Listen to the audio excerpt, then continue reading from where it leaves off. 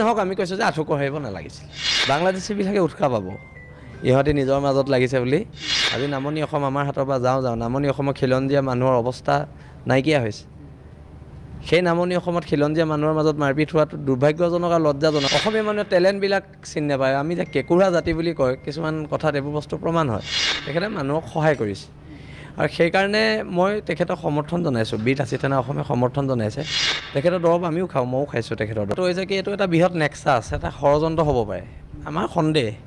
এটা ষড়যন্ত্ৰ বুলি কয় কিবা ভুল কৰিছে তাত মৰেল পুলিচিং কিয় ভুল কৰিছে পুলিচ আছে পুলিচে কৰিব কি কৰিব লাগে কিন্তু তেওঁলোকে আঁঠু কঢ়া কাৰ্যটোক আমি নিন্দনীয় আমি ডক্টৰ ধনীৰাম বৰুৱাক আমি চিনি নাপালোঁ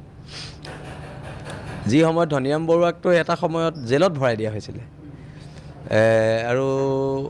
আজি পংকজ পাঠকৰো ঠিক একেই অৱস্থা অসমীয়া মানুহে টেলেণ্টবিলাক চিনি নাপায় আমি যে কেঁকুৰা জাতি বুলি কয় কিছুমান কথাত এইবোৰ বস্তু প্ৰমাণ হয় আৰু পংকজ পাঠকৰ লগত বীৰ লাচিত সেনা সত্তাটো খিলঞ্জীয়া হিচাপে আমি আছোঁ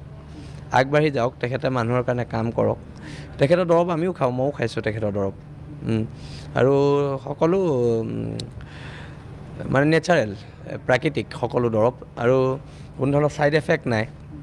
এতিয়া এইটো এটা চুলিৰ যিটো গজোৱাৰ তেওঁ এটা দৰৱ উলিয়াইছে এইটো যদি তেওঁ ছাকচেছ হয় মই ভাবোঁ তেওঁ অসম কি ভাৰতৰ ভিতৰতে এজন ধনী মানুহ হ'ব পাৰে সেই ঔষধটো বিক্ৰী কৰি কিন্তু তেওঁ ব্যৱসায় ক্ষেত্ৰত কামটো কৰা নাই তেখেতে মানুহক সহায় কৰিছে আৰু সেইকাৰণে মই তেখেতক সমৰ্থন জনাইছোঁ বীৰ লাচিত সেনা অসমে সমৰ্থন জনাইছে আৰু কালি প্ৰকৃততে ঘটনাটো কি হৈছে নাজানো কিন্তু ভুল যাৰেই নহওক কিয় হেৰি কৰিব নাপায় আৰু